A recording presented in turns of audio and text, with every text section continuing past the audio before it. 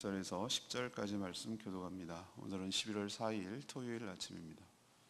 11월 4일자 본문 사사기 2장 1절에서 10절까지 말씀 교독하도록 하겠습니다.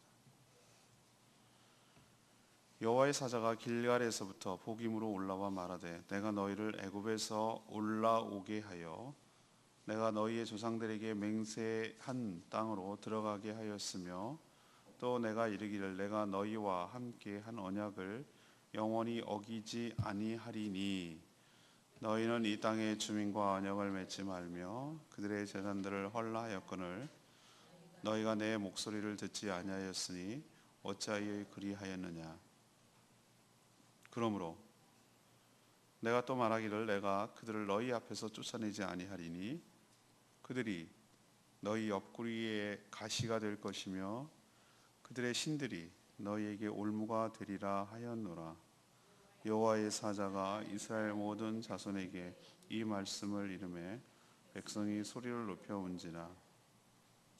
그러므로 그것을 이름하여 보김이라 하고 그들이 거기서 여호와께 제사를 드렸더라. 전에 여호수아가 백성을 보내매 이스라엘 자손이 각기 그들의 기업으로 가서 땅을 차지하였고 백성이 여호수아가 사는 날 동안과 여호수아 뒤에 생존한 장로들 곧 여호와께서 이스라엘을 위하여 행하신 모든 큰 일을 본 자들이 사는 날 동안에 여호와를 섬겼더라. 여호와의 종 눈의 아들 여호수아가 110세에 죽음에 우리가 그의 기업의 경내 에브라임 산지 가스 산 북쪽 딥나 헤레스에 장사하였고 그 세대의 사람도 다 그 조상들에게로 돌아갔고 그 후에 일어난 다른 세대는 여호와를 알지 못하며 여호와께서 이스라엘을 위하여 행하신 일도 알지 못하였더라. 아멘. 오늘 스토리는 여호와의 사자, 라이언이 아니고 하나님께서 보낸 주의 종 선지자겠죠. 여호와의 사자가 길갈에서 보김으로 올라왔습니다. 그래서 말하기를 하나님은 언약대로 출애굽을 이끌고 그 언약을 어기지 않았는데 이스라엘 백성들은 하나님의 경고를 무시하고 언약을 충실히 이행하지 않았다는 것이죠. 그 땅 주민, 가나안 땅 주민들과 언약을 맺지 말고 그 제단을 헐라고 했는데 그렇게 하지 않은 것에 대해서 지금 책망하고 있습니다. 그래서 오히려 이제는 뭐라고 그 형벌이 따르냐면은 그렇게 한 것에 대해서 그들이 옆구리에 가시처럼 계속 아프게 찌르게 될 것이다. 너희들이 그 헐어버리라고 한 그 우상 제단이 두고두고 그 신들이 올무라는 것은 발목을 잡을 것이다. 멧돼지 사냥할 때 발목을 잡아서 움직이지 못하게 한 것처럼 그 우상과 미신이 너를 평생 동안 너희들을 올무가 되게 할 것이다. 그런 경고를 지금 내리고 있어요. 여호수아가 또 그들의 장로들이 사는 날 동안은 하나님을 잘 섬겼는데 그 세대들이 다 죽고 그 다음 세대는 다른 세대가 태어났는데 하나님을 체험한 적도 없고 안 적도 없고 제대로 교육받은 적도 없고 그래서 하나님을 알지 못하였더라 이렇게 탄식하며 안타까워하는 내용이 오늘 스토리에 들어 있습니다. 그래서 오늘 질문은 이거죠. 주의 사자를 통해서 주시는 교훈은 무엇인가? 주의 사자를 통해서 우리에게 주시는 교훈은 무엇인가? 첫 번째로 우리에게 주시는 교훈은 언약을 어기면 큰 고통이 따른다는 것을 우리에게 가르쳐줘요. 여호와의 사자가 길갈에서 보김으로 올라와 하나님의 말씀을 지금 대언하고 있죠. 그 내용이 뭡니까? 하나님은 그들의 조상들과 맺은 언약을 기억하고 충실히 이행했다는 거예요. 하나님은. 우리는 하나님을 찬양할 때 신실하신 하나님 할 때 그 신실하다는 게 뭘까? 하나님은 일관되고 하나님 약속한 것을 지키시고 하나님 왔다 갔다 변하지 않으시고 마음이 바뀌지 아니하시고 그걸 행할 수 있는 능력이 계시고 반드시 하신 말씀에 대해서 책임을 지시고 그것을 이행하시는 분, 그리고 꾸준히 행하시고 누구도 차별하지 아니하시고 이것을 갖다가 한마디로 표현하자면 신실하신 이라는 거예요. 신실하신 하나님. 하나님은 신실하신 하나님이라 언약, 하나님과의 맺은 그 계약, 하나님과의 계약. 그래서 언약의 당사자인 하나님과 그 또 다른 당사자인 이스라엘 백성을 봤을 때 하나님 쪽에서는, 계약 당사자 한쪽인 하나님 쪽에서는 충실히 그 언약대로 이행하셨다는 거예요. 그래서 500년 전에, 400년이 넘는 거죠. 거의 500년 전에 아브라함, 이삭, 야곱에게 했던 그 언약, 약속을 기억해내시고, 그 후손들이 애굽에서 부르짖을 때 그 언약을 기억하사 그들의 힘이 아닌 전적인 하나님의 은혜로 끄집어내는 출애굽의 역사가 일어나게 하시고 그들을 가나안 땅까지 들어가게 하신 것은 하나님이 언약을 기억하사 그대로 이행하셨기 때문이라는 거예요. 그리고 하나님은 이 언약을 영원히 어기지 않겠다라고 또 한 번 천명하고 약속하고 있어요. 그런데 또 언약의 다른 당사자라고 할 수 있는 이 이스라엘 백성들은 어떻게 살았냐는 거죠. 분명히 하나님께서 이거는 가나안 땅에 들어갔을 때 경고하신 것이 아니라 아예 광야에서 들어가기도 훨씬 전부터 하나님께서 뭐라고 이미 예측을 하시고 그것을 경고를 하셨냐면 이런 내용이 있어요. 너희들 가나안 땅에 들어가면은 그 가나안 땅의 족속들과 어떤 언약이라는 것은 어떤 약속이든지 관계를 맺지 마라. 그들과 상종하지 마라. 그들과 접촉하지 마. 그들과 같이 지내지 마라. 그 얘기예요. 하지 말고 특히 그들이 섬기던 제단, 우상을 섬기던 그 제단을 헐어버리라. 헐어버리라는 얘기는 물리적으로 헐어버리라는 개념도 있지만 그 우상들을 섬기지 말라. 이런 의미가 있는 거예요. 하지만 이 명령을 이스라엘 백성들은 들어가서 준행하지 않았어요. 그것을 지금 하나님의 사자가 올라와서 복음이라는 곳에서 책망하고 있는 것이에요. 그리고 그 뒤에 말이 너무 무섭고 아파요. 이제는 그러므로 라고 하는 것은 3절에 그러므로 라고 하는 것은 그 결과, 너희들이 분명히 그들과 언약을 맺지 말라는 것, 그리고 그 제단을 헐어버리라는데 헐어버리지 않은 것, 그것 때문에 그 대가가 따라오는데 이제는 하나님이 바꿨어요. 너희들이 쫓아내지 않았으므로 그들이 여전히 너희들과 같이 살 건데 그들이 두고 너를 옆구리를 쿡쿡 찌르는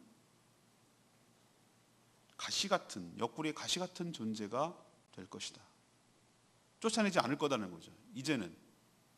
그리고 너희들이 섬겼던 그들의 신들, 그 우상들이 너희들에게 올무가 될 것이다. 이게는 발목을 꽉 잡아가지고 어딜 움직이지 못하게 꼼짝달싹 못하게 하는 너희들의 무서운 올무가 될 것이다. 이게 하나님께서 경고하신 내용이에요. 우리도 대상포진이라든지 여러 가지 통증이 계속된다는 것은 이건 참 정말 미칠 노릇이에요. 정말 가장 무섭고 두려운 것은 통증이 계속된다는 거예요. 이건 어떻게 견딜 수가 없는 거잖아요. 저도 하필이면 온두라스 갔을 때 요리결석이 증상이 나타났어요. 그게 왜 그런지 나중에 알려졌지만 그때는 어떻게 이걸 할 수가 없는 거예요. 어떻게 할 수가 없어.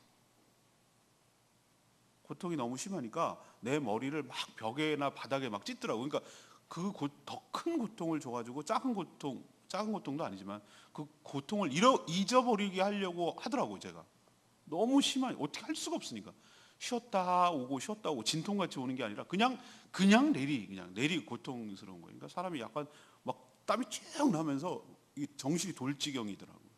어떻게 할 수가 없어.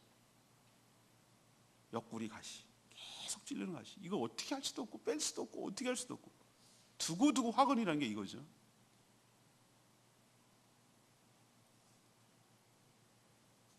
하나님은 한 번 하신 언약을 우리랑 달리 신실하게 지키시는 하나님이신 줄로 믿습니다. 문제는 우리예요. 우리가 언약을 어길 때 자꾸 하나님 좋자고 생각하는 경향이 있어요. 우리가 하나님을 위해서 그렇게 합니다 라고 생각하는 경향인데 아니에요. 우린 부모들이 자식들 할 때 이제 저도 자식을 키워보고 이렇게 되는 입장이 되니까 그 입장이 조금씩 이해가 되기 시작하는 거예요. 부모들이 자식들에게 그러지 마, 그렇게 하면 안 돼 라고 말하는 것은 그때 어렸을 때 자식들은 뭐라고 생각하냐면은 이렇게 하면 부모님 좋으라고 하는 건 줄 알아요. 부모님 좋으라고, 자기 기분 좋으라고, 또는 자기 만족시키려고 이렇게 하는 줄로 생각을 하고 반항심이 생겨. 하고 싶지 않아. 반발심이 생겨요. 그리고 자기 멋대로 막 하고 싶어. 자기 마음대로 하고 싶어. 근데 나중에 커 보니까, 자식을 키워 보니까 그게 그때 했던 말이, 그 말이 부모님들을 위한 것이 아니라 자식을 위한 부모님의 말이었다라는 것을 나중에 깨닫는 거예요. 이스라엘 백성들에게 하나님께서 그들과 상종하지 마라, 그들과 언약을 맺지 마라, 그리고 그들의 섬기는 신을 섬기지 마라 라고 말한 것은 하나님 좋으라고 한 게 아니고, 알고 봤더니 하나님께서 사랑하시는 이스라엘 백성들을 위한 하나님의 애정이었고 바람이었고 마음이었다는 것을 나중에 깨닫는 거예요. 그렇게 안 나니까, 못하니까 그게 오히려 화근이 돼가지고 두고두고 괴롭는 것은, 두고두고 힘든 것은 이스라엘 백성들이잖아요. 우리도 하나님의 진심, 하나님의 마음을 헤아려서 왜 그렇게 하지 말라고 했는지 다 이해가 되지, 다 100% 이해되지 않더라도 하나님께서 하지 말라고 했을 때는 우리를 위해서 그렇게 하는 것이다 라고 생각을 하고, 믿음을 가지고 다 이해하지 못하더라도 순종하는 마음으로 그렇게 언약을 준행할 때 이런 고통이 따라오지 않게 될 줄로 압니다. 그러면 내가 지금 당하는 고통과 여러 가지 어려움은 연단일 수도 있고, 또 하나 내가 그것을 온전히 지키지 못했기 때문에 오는 고통일 수도 있고, 그것을 잘 생각해서 하나님께 용서를 구하고 하나님께 이것을 빼어달라고, 해결해달라고 간구하고 기도하는 저와 여러분 되기를 소망합니다. 두 번째 얘기, 주의 역사를 경험해야 주를 섬길 수 있다는 것을 우리에게 가르쳐줘요.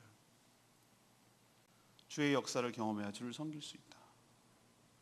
하나님의 사자의 대언을 들은 이스라엘 백성들은 어떻게 반응했습니까? 소리 높여 울었어요. 그래서 이 복임이라는 뜻, 복임이라는 지명의 뜻이 무엇인 줄 아세요? 우는 자들이라는 뜻이에요. 우는 자들. 거기가 이제 울었어요. 그 말을 듣고서 참 기가 막혀서 자기들이. 근데 언제부터 이렇게 되었을까? 사실 전에 여호수아 시대에는 이렇지 않았어요. 여호수아가 워낙 탁월한 지도자였기 때문에 그럴 수도 있어요. 여호수아 뒤에 생존한 장로들이 사는 동안에도 문제가 없었어요. 그러니까 여호수아 시대 때 경험했던 그 장로들 있잖아요. 지도자들이 사는 동안에도 문제가 없었어요. 근데 문제는 그 뒤였어요. 그 뒤에. 그럼 이들이 왜 생존했을 때는 문제가 없었을까? 여호수아 때 같이 있었던 장로들이 살 동안에는 뭐가 있었냐면, 여호와 하나님께서 이스라엘 백성들이 행하신 모든 일들을 목격한 자들이에요. 이들은 하나님이 행하신 것을 체험한 자들이라 이 말이에요. 하나님이 행하신 놀라운 역사를 그들이 실제로 몸으로 겪어보고 보고 몸으로 안 사람들이에요. 이 사람들은. 그러니까 하나님께 불순종하지 않고 그 하나님의 명령을 어기진 않았단 말이에요.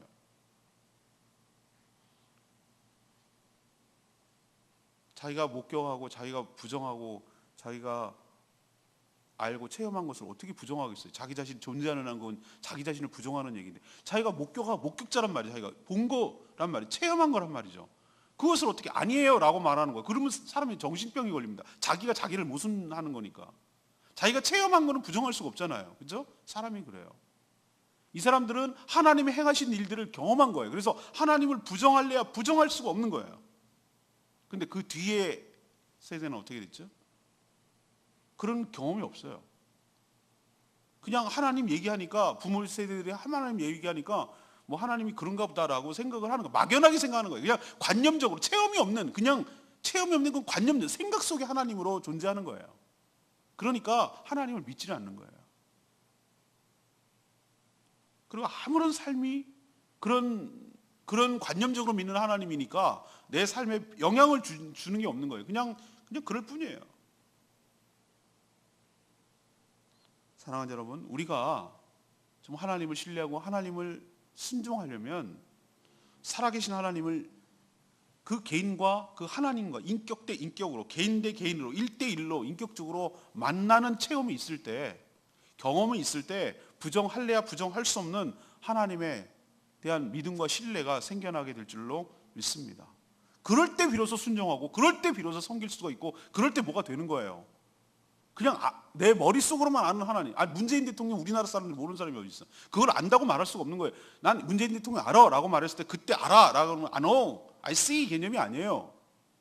그분을 개인적으로 친밀하게 안다는 뜻이잖아요. 그런 의미는 개인적인 관계가 있다는 뜻으로 말하는 거예요. 하나님을 우리가 그냥 하나님 모르는 개념이 모르는 사람이 세상에 어디 있어요? 하나님 다 알지.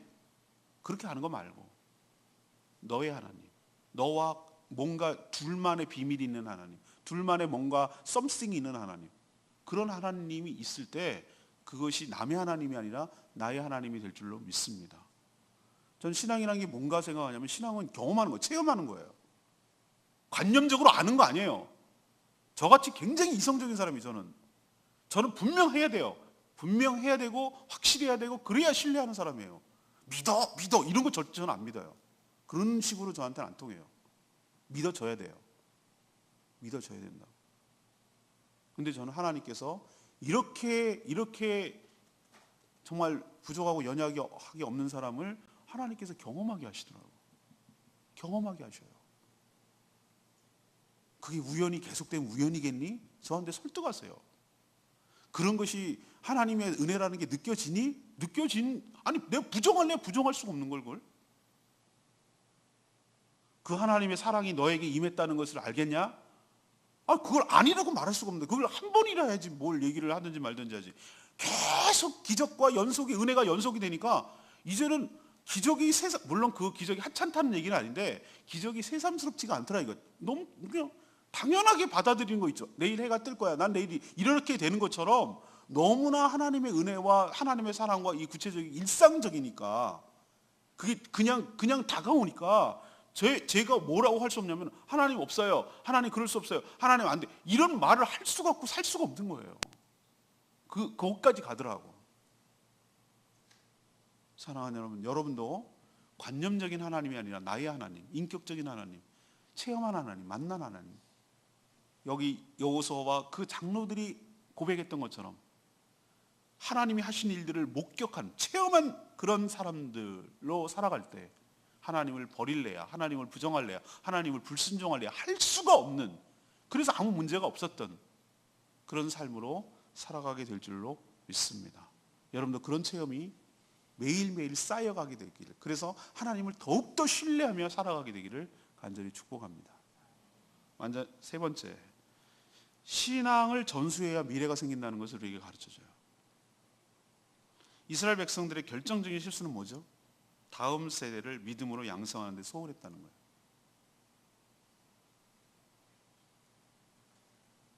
이들은 늘 전쟁 중에 살았어요. 전쟁통이죠. 늘 정복전쟁. 정복전쟁을 끊임없이 수행하느라고 정신이 없었어요. 우리로 치면 뭐죠? 먹고 사느라고. 먹고 사는 문제가 너무나 다급하고 시급하고 중요했기 때문에 목구멍이 포도청이라 거기에 매달리다 보니 이거든 이들의 삶이었고, 전쟁은 이들에게 맨날 일상적으로 일어나는 일이었고 맨날 그런 일들로 살았어요. 전쟁통에 산 거예요. 그러다 보니 상대적으로 출애굽과 가나안 정복 전쟁을 경험하지 못한 다음 태어나는 세대들에게는 하나님이 어떤 일을 행하셨는지 그것을 구체적으로 전하고 체험하게 하는데 뭐 했어요? 소홀하고 실패했어요. 그래서 부모 세대는 이제 늙어가고 죽어가는데 새로 태어나는 세대들이 있잖아요. 새로 태어나는 세대는 하나님께서 이스라엘 백성들을 위해서 어떻게 행하셨는지 알기는커녕 하나님의 존재 자체도 믿질 않았어요. 그러니까 막 사는 거예요. 근데 보이는 대로 사는 거예요. 분명 혈통으로는 이스라엘 백성들이에요. 이 모태신앙들이 문제거든요. 분명히 믿음의 가정에서 태어났어요. 그렇지만 전혀 다른 세대가 되어버렸어요. 우리도 미국에서 2세, 미국 이민 가가지고 1.5세, 그다음 2세 애들 보면요, 외국 나가보면요, 말하는 거 보면은 얘가 분명히 한국인 같아. 모양도 비슷해. 우리 조카들 보면은 처제네 가족들 이렇게 보면은 애들이 분명히 한국 애지 정술 뭐. 근데 말하는 거 보면은 이제는 걔는 왠지 이질감이 느껴져요. 말할 때 영어가 빠르니까 한국어로 더듬더듬 거리죠. 말하려면 한국말이 빨리빨리 안 나오는 거야. 그러니까 훨씬 더 사고 방식도 미국 애예요.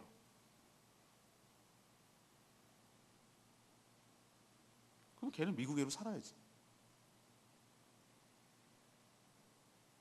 지금 여호수아와 장로들 그 다음 세대들이 그랬단 말이에요. 그 윗세대들은 하나님을 경험하고 하나님을 안 세대였어요. 근데 그 밑에 세대들은 그래서 어쨌든 쏘아 그래서 어쨌단 말이에요. 이런 식으로 나오는 애들이에요. 알았어요. 그래서 어쨌단 말이에요. 이렇게 나오는 애들한테 뭐라고 얘기하겠어요? 우리가 영원히 사는 것도 아니고 우리 늙어서 죽어 없어지는데 싫든 좋든 간에 이제 사라져지는데 이 다음 애들이 걱정이란 말이에요. 아, 이제는 그 어르신들이 걱정했던 게 이제 내 걱정이 되네. 아, 이게 얼마나 심각하다는 것을 이제 피부로 와닿는 거예요. 이야, 이거 진짜 우리 교회가 계속 존속할 수 있겠나? 우리 교회가 영원토록 계속 주님 오시는 그날까지 이 복음 사역을 위해서 제주도 복음화를 위해서 헌신하고 정말로 그런 교회가 되기를 소망하고 기대하고 있지만 아니 거기까지는 못 가고 이게 존재나 하겠나? 막 이런 걱정까지 생기는 거예요.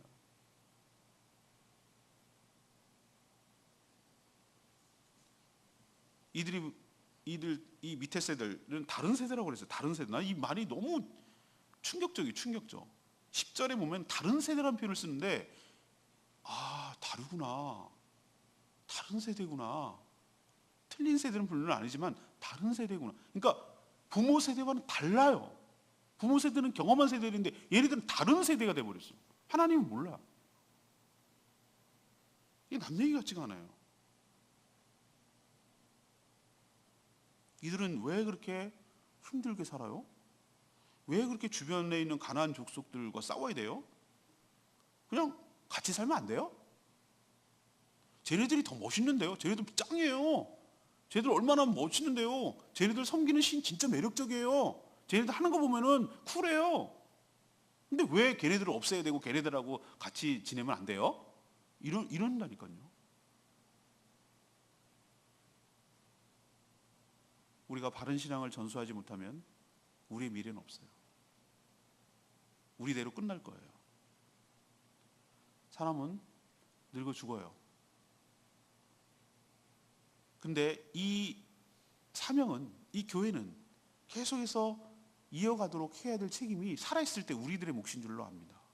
우리들만 좋고 끝나면 뭐 할 건데요? 우리 자손들도 그 자손들도 계속해서 이 사명 감당하고 하나님의 은혜와 축복 속에 살아가야 되지 않겠습니까? 그러려면 다음 세대를 가르치고 키워내는 일에 우리가 좀 더 관심을 갖고 과감한 투자를 하고 여기에 집중을 하고 여기에 애를 쓰고 그렇게 할 때 우리 다음의 미래가 우리에게 있을 줄로 믿습니다. 이걸 가르쳐 주는 거예요. 오늘 4절 말씀, 레마의 말씀이 여호와의 사자가 이스라엘 모든 자손에게 이 말씀을 이르매 백성이 소리를 높여 운지라. 왜 울었을까요? 자신들의 신세가 기가 막혀서 울었을까요? 이젠 가나안 족속들을 쫓아내지 않았기 때문에 가시와 올무 같은 존재가 된다는 사실이 두렵고 무서웠기 때문에 울었을까요? 자신들이 언약을 충실히 수행하지 못한 것을 후회하기 때문에 울었을까요? 내일 얘기하겠지만, 그리고 생명의 삶에 또 언급되고 있지만 진정한 회개의 본질은 눈물이 아닙니다. 얼마나 울었으면 여기는 복임이라고 그랬어요. 우는 자들이라는 뜻으로 지명을 우는 자들이라는 이름까지 바꿀 정도로 울었단 말이죠. 저는 회개의 본질이 눈물이 아니에요. 그거는 그냥 옵션이에요. 울어도 되고 안 울어도 돼요. 회개가 동반될 때, 진정한 회개가 될 때 울 수도 있고 안 울 수도 있어요. 울면 이퀄 회개는 아니란 뜻이에요. 제 말은. 그럼 회개는 뭐냐? 그들의 삶이 바뀌어야 돼요. 변해야 돼요. 지금까지 잘못된 생활을 청산하고 돌이키는 것이 회개의 본질일 줄로 믿습니다. 그렇게 한번 할 수 있다면 안 울어도 돼요. 울기만 하고 그냥 그대로 산다면 이거는 잘못된 회개고 회개도 아니에요.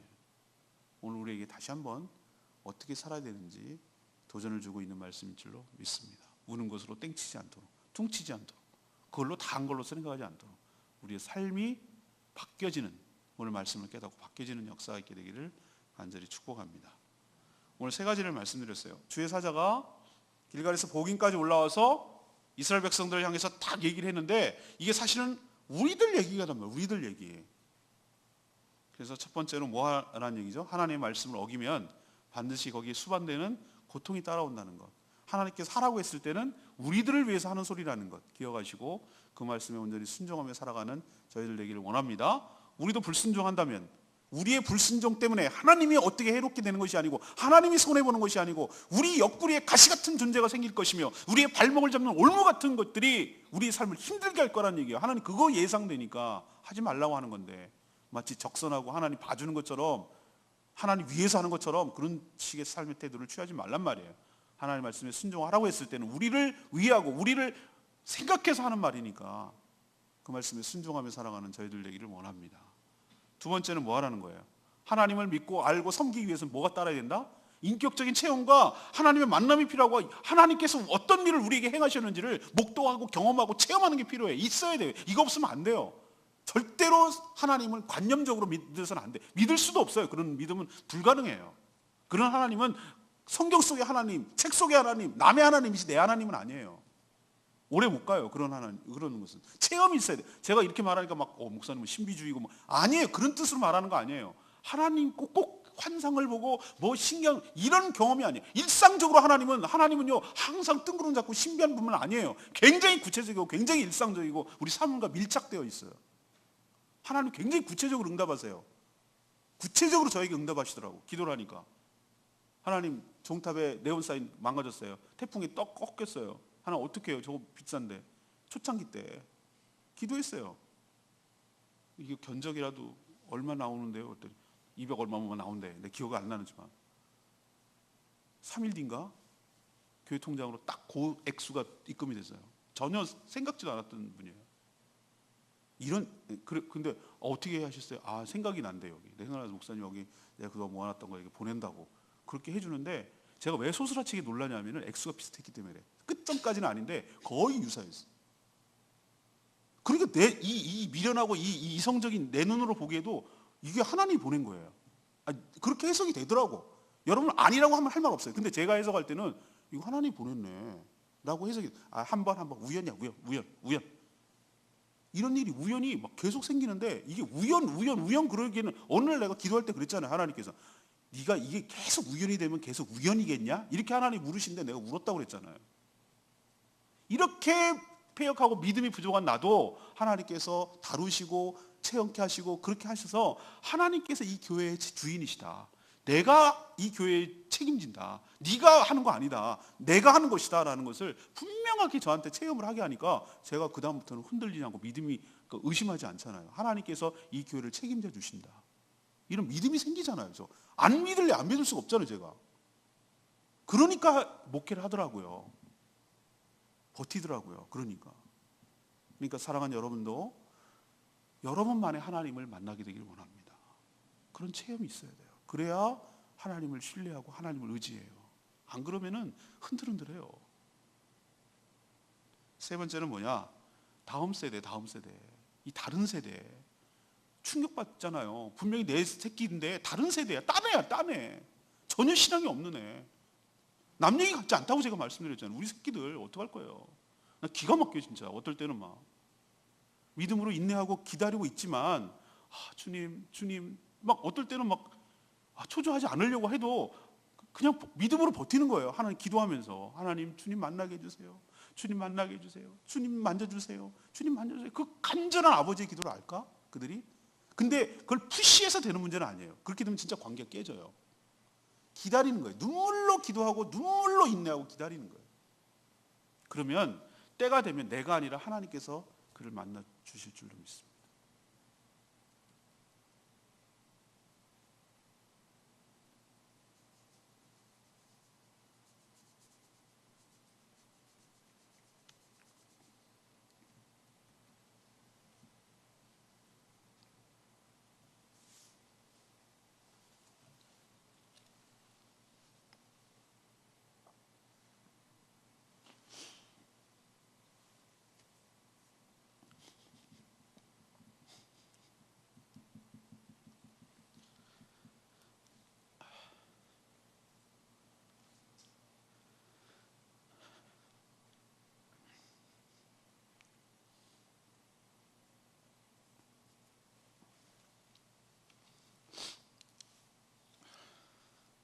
부모가 눈물로 기도하면 자녀가 결코 망하지 않을 줄로 믿습니다. 그걸 믿는 거예요. 그걸 믿고 인내하면서 믿음으로 기도하는 거예요. 때가 되면 하나님께서 만나 주시기를 간절히 기도하는 거예요. 내가 할 수 없는 그걸 하나님이 하시기를 기도하는 거예요. 우리 자녀뿐만 아니라 우리 밑에 자라나는 우리 다음 세대들이 이런 마음으로 우리가 가르치고 양육하지 않으면 우리 교회 미래는 없어요. 우리 때로 끝날 수도 있어요. 그러니까 다음 세대를 키워내는 일에 우리 교회가 집중해야 되고 투자해야 되고 관심을 가져야 돼요. 이게 영혼 구원하여 제자 삼는 거 중요하지만 그 우리 자녀들을 예수를 믿게 해서 예수 그리스도의 제자로 삼아가지 않으면서 딴 사람들에게 그렇게 한다는 건 이건 모순된 말이에요. 우리 교회가 진심으로 다음 세대를 위해서 투자하고 기도하고 아끼고 그들을 세워내는 일에 헌신하는 저희 교회 되기를 간절히 소망합니다. 이 말씀 생각하면서 우리 732장 부르겠습니다.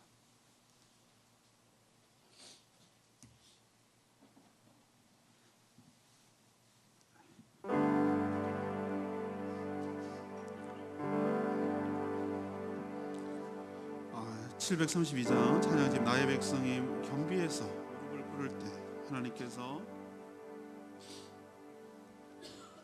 우리의 기도를 들으시고 우리를 새롭게 하여 주실 줄로 믿습니다.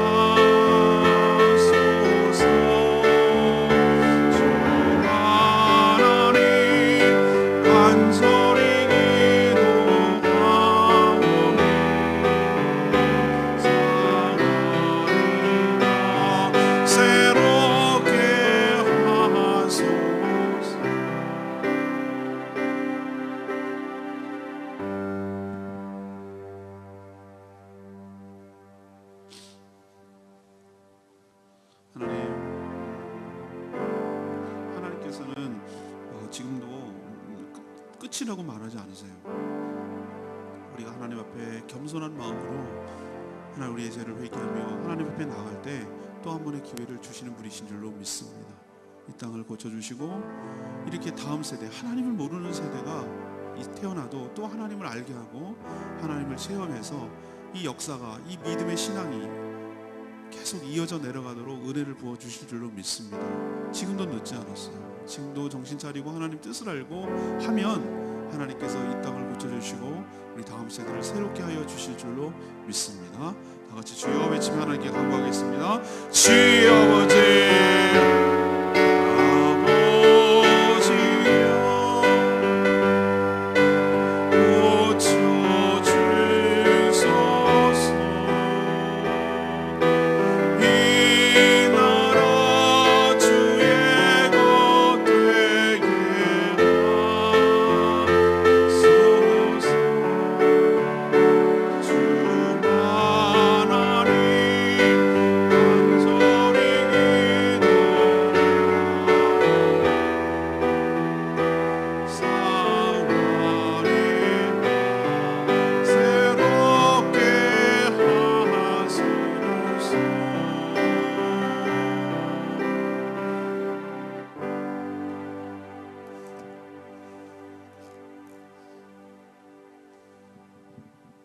하나님, 지금도 하나님은 말씀을 통해서 저희들에게 이야기해 주십니다. 하나님의 마음을 알게 해 주십니다. 신실하신 하나님은 우리를 한 번도 버린 적이 없지만 우리는 수시로 하나님의 말씀을 잊어버렸고 하나님을 버렸고 하나님의 말씀을 어겼습니다. 육신의 눈으로 다가오는 세상의 매력적인 세상과 타협하며 더불어 살았습니다. 그들의 삶과 문화가 더 나아 보여서 그들로 따라가고 닮아갔습니다.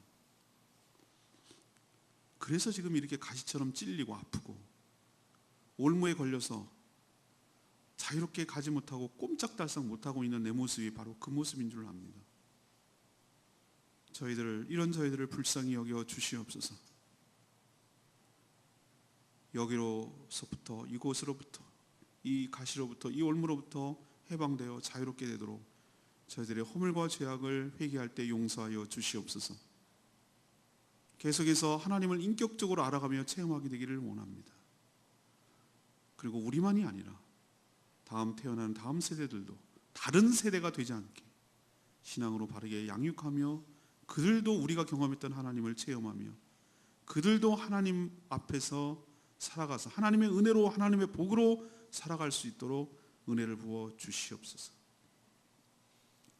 저희 교회가 우리로만 끝나는 교회가 되지 않게 하여 주시옵시고 다음 세대까지 계속 이어져 내려가서 이 교회를 통해서 많은 자들이 구원을 받고 이 교회를 통해서 제주도가 복음화되는, 주님 오시는 그날까지 이 사명 잘 감당하는 그런 교회로 계속 존속하고 흥황되고 부흥될 수 있도록 저희들이 살아있을 동안 그 책임을 다하며 살게 하여 주시옵소서. 이를 위해서 수고하는 모든 교사들 축복하시고 주일학교 교사들만의 문제가 아니라 우리 교회의 문제인 것을 기억하고 하나님 앞에서 두렵고 떨리는 마음으로 이 사명 온전히 감당하는 저희들 되게 하여 주시옵소서. 오늘은 거룩한 주일을 준비하는 날이기도 하고 또 겨울을 맞아서 우리가 예배드리고 교육하고 함께 더불어 사랑하는 이 예배당을 새롭게 또 청소하는 날이기도 합니다. 주님께서 우리에게 베풀어 주신 은혜에 비하면 이건 아무것도 아니지만 기쁜 마음으로 우리가 가족이기 때문에 함께 일을 해나가기를 원합니다. 주님 축복하시고 이것이 부담이라 억지로가 아니라 기쁜 마음으로 하나님께 헌신하며 그 은혜에 보답하며 감사한 마음으로 기쁘게 행할 수 있도록 축복하여 주시옵소서. 참여하는 모든 분들 축복하시고 또 참여하지 않더라도 마음이 있는 모든 분들 주님 동일하게 축복하여 주시고 거룩한 주일을 온전히 준비하며 겨울을 준비할 수 있도록 복 내려 주시옵소서. 주님께 모든 것 맡겼고 예수 그리스도의 이름으로 축복하며 기도합니다. 아멘. 오늘 하루도 주님의 은혜로 살아가는 복된 하루 되기를 축복합니다. 청소에 잘 협력해 주시기 바랍니다. 기도하겠습니다.